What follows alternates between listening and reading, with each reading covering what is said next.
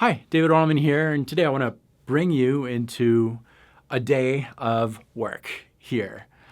There's a lot of things that are going on here. If you want to make a living as a musician, you need to have multiple income streams. At least that's what has worked for me. If I only focused on one area of making a living as a musician, I probably wouldn't be able to do that and stay at home and have this kind of work and lifestyle. But I do because of multiple income stream. I'm actually preparing a full video on the topic, giving you ideas as to how you can start making a living as a musician and grow from there. That's coming in the future. I'm preparing that. But anyways, one aspect of my work is to do session work, which is recording music for other artists. And in this case, guitar. And so I just finished working on a song for Mike Florio, who's a brilliant musician that I've done work for in the past. And he sent me this song. And I want to show you exactly what he sent me and what I had to go with. So let's take a look. What you're seeing here is the finished session, but we're going to backtrack so that I can show you the different steps that I took to complete the job. So Mike sent me this song, which is on the top here. That's the light blue, along with the tempo of the song. So I made sure to enter the tempo in my digital audio workstation of choice here. It's Logic Pro 10. So the tempo is 75 beats per minute. I put that in my tempo so that everything lines up, so that when I send him the tracks back, there's no problems as far as syncing everything. More on that later. But I've got my track and it's lined up properly, which means that if I play the track alone with a click, which is activated right now, everything's going to sync up properly, just like you can hear right now. Along with this track that you hear, Mike also sent me some brief descriptions of what he wanted to have. It wasn't super precise, which is actually what I love as an artist, to have that freedom. Sometimes it's very precise. But in this case, it wasn't. And you can see that on the screen. I'll make sure to put that email, the directions. But he had different sections. Section A1, for example, between measures 1 and 19, he labeled that as guitar textural. So I kind of had to imagine what that meant. And we went back and forth in emails, and basically it meant some pads. That's how I approached it. Some sounds, not really a specific guitar part, but sounds. So I added that into my sequencer so that I knew that that section needed to be guitar textural. Then I did the same thing with section B1 between measures 20 and 27. Again, guitar textural and so forth. So that kind of gave me an overview of the sections, which is very useful when I'm working on something. And then I just went from section to section. And here's one tip that I would give you if you're starting in this kind of work, or if you've been doing this for a while, is to really not think in terms of a guitar player. Think more in terms of a painter. I love that kind of thing where I've got a musical piece that's written and then I'm painting over it. The writer gives me freedom to just kind of paint over it and use my own touch. But as a painter, you don't want to take the canvas that's in front of you and completely cover it, because that's like taking those drawings that you have and you've got a color in between in the shapes. You're still respecting the drawing that's there. You're just coloring it. If you take a coloring book and you're just completely covering it, you're not respecting what was there. So you've got to respect what's there. And the best way to do that, I think, as a guitar player, is to not think as a guitar player. So in this case, I just listened to what we had.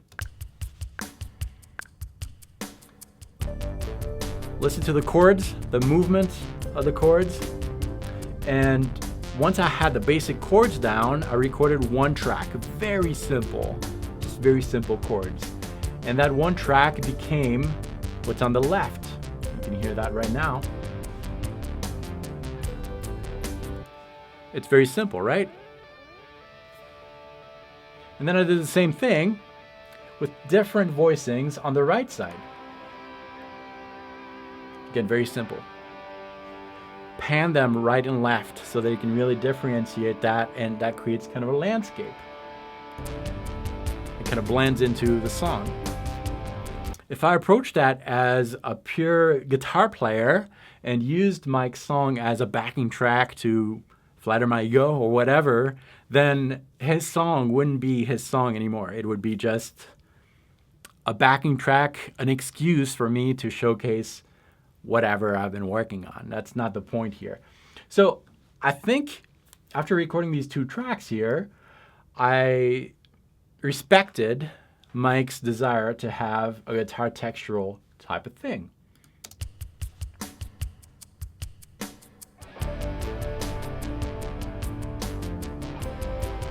Nothing is really overtaking what Mike wrote.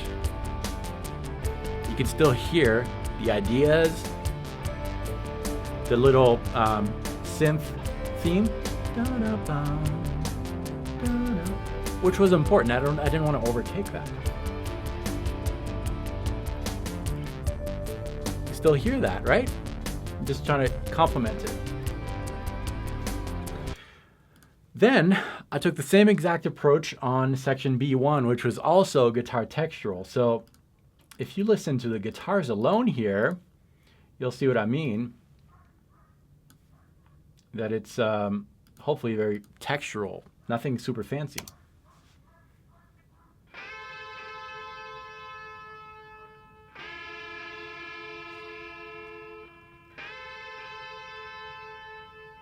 Alone, it doesn't sound that great. But if I add it to the parts here, to Mike's section,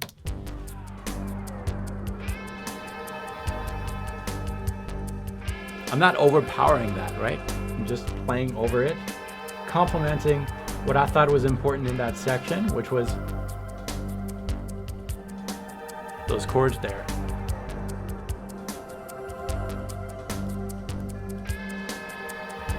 And I added some sections on top of it to enhance what was already there, but not overpower it.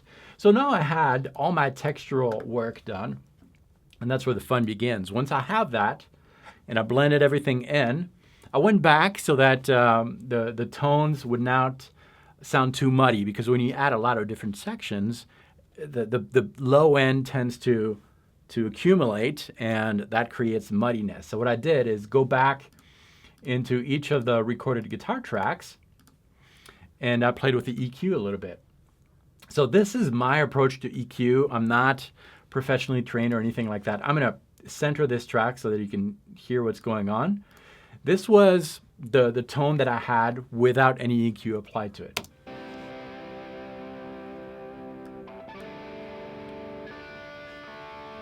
So when I have a tone like that, well, the first thing I do is I'm going to bypass any of the mids and highs that I applied. And the first thing I do is to add a high pass filter, which basically cuts all the low end, which tends again to accumulate when you have a lot of different tracks. So I did that. You'll see this, see that the basses are cut off here.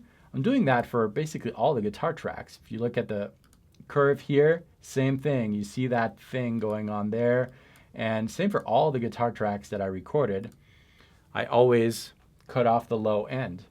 So why do I do that? Again, because it accumulates and it creates a muddiness. But how do I do that? That's where it's kind of cool. If I bypass this, here's my guitar track without any of the EQ applied.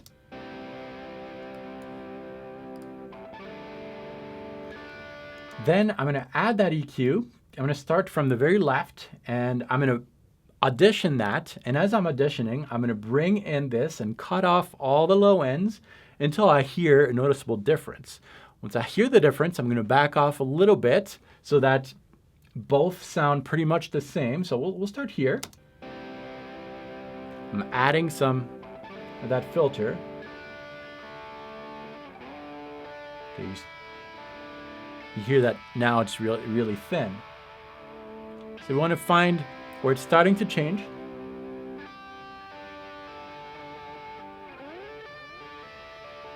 And then back off a little bit. Now if I A-B these, you don't hear much, right? there's really very little difference in tone. So you preserve the character of the guitar, but you cut off any of that low end that you don't hear on the track alone. But if you add that low end plus the low end of the next track plus the next track and next track, that's what creates the muddiness. So this cleans up things quite a bit. That's the first step that I did. The second step on any guitar track that I do is to grab one of the knobs here, make it very narrow, increase it quite a bit, and I'm trying to find the frequency that that resonates with the tone of the guitar. So let's see if it's hard to explain, but let's see if you can hear it. I'm going to move that, and you hear all the frequencies enhanced there. And that's a tone. I can't do it, right?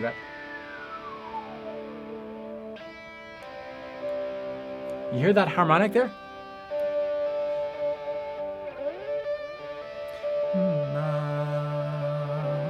That tone kind of resonates with all the chords.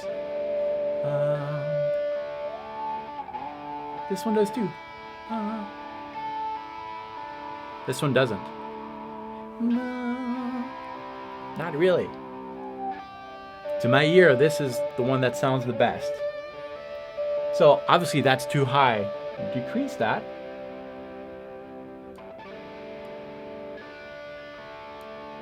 And that, to me, that kind of enhances the tone. It's very subtle.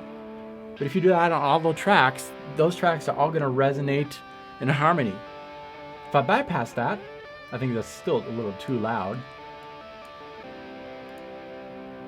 Hear the difference?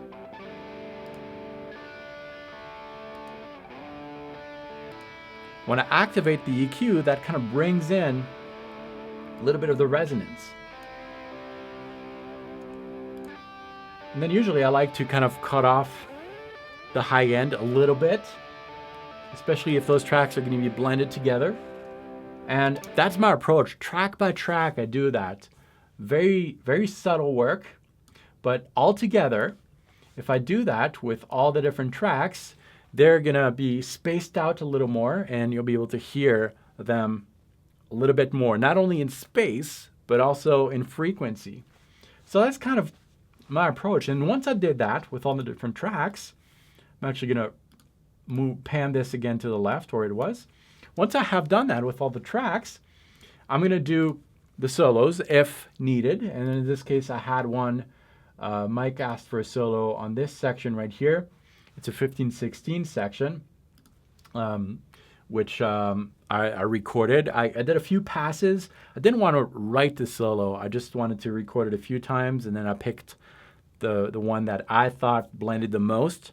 And again, don't think technically. Don't think that you need to impress or do something that's going to speak to guitar players necessarily. You're trying to blend in the song.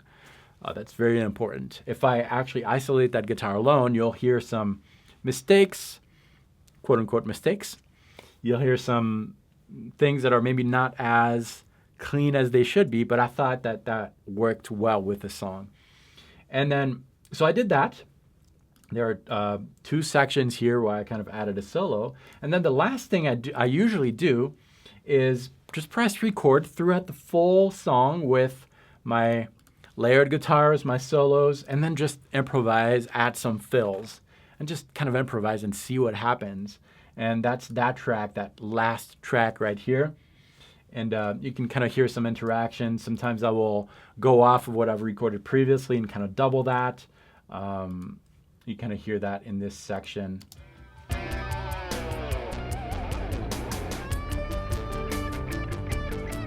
So I started to hear that I previously recorded, and I decided to double that. So that's coming in a few bars. See the harmony there? Creates some more space and definition. But that's not a written part. That's something that I heard as I was improvising, and it adds a little bit of improvisational feel to the track and more of an organic thing instead of all written perfectly. It's more organic. I like to do that. Anyways, that's part of my job. That's what I did here for Mike. He liked it, so that's good. But I can always revise things if needed. And I got a couple more of these lined up for other people, which I love. And if you want me to work on any of your songs, I'd be really happy to do that. Just reach out to me on my website, davidwallimann.com. Thanks for watching this. I hope this gave you some ideas. Keep an eye out for that video that I'm preparing on how to make a living as a musician today with the tools that you have. You don't have to tour. You don't have even to play out. As a matter of fact, I think that if you aim everything on playing gigs, you're going to get burned out, you're going to be very tired, and you're not going to make much money. Playing gigs is great, but at least for me, and I think for you too, it might not be the best route. Leave your questions below. I think it's going to be a good video. I hope so. I'll be as honest as I can, answer all the questions that I can, and give you real numbers too, as much as I can. Thanks for watching this. Please subscribe, share it around. Let me know what you think, and I will see you very soon.